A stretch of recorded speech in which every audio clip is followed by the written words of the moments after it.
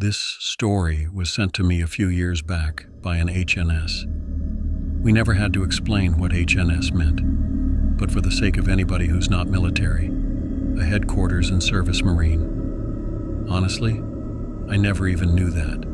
We just said HNS, and I never bothered to question it. But this final story was sent to me a few years back by an HNS Marine named Reuben.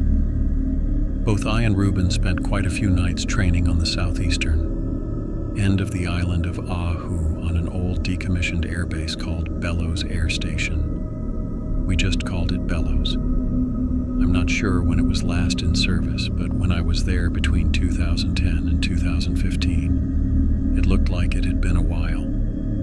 All there were really just the runways and the mountain towns, the mock Afghani villages that they'd built there.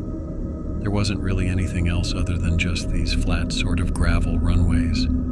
So maybe it had been since World War II. The Japanese did apparently bomb the base during their attack. A couple of guys were killed there.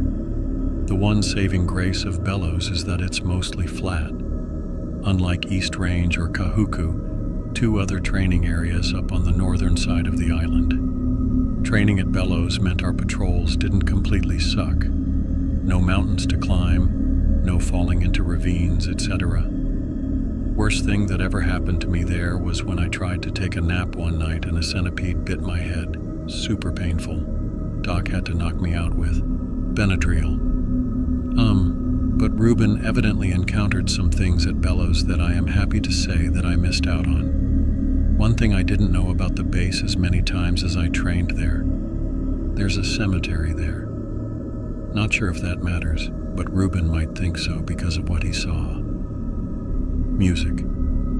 I was an HNS guy with a Force Recon unit out of Kaneohe Bay, Hawaii. I know what you're thinking. Why are HNS guys going out on recon patrols?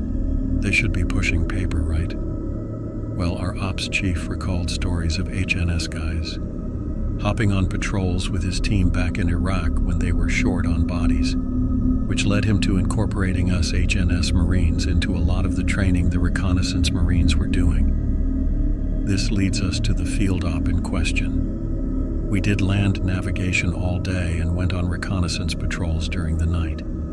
The first few nights we had a team guy with us as a walker, mostly acting as an observer who gave us critiques during the after-action report.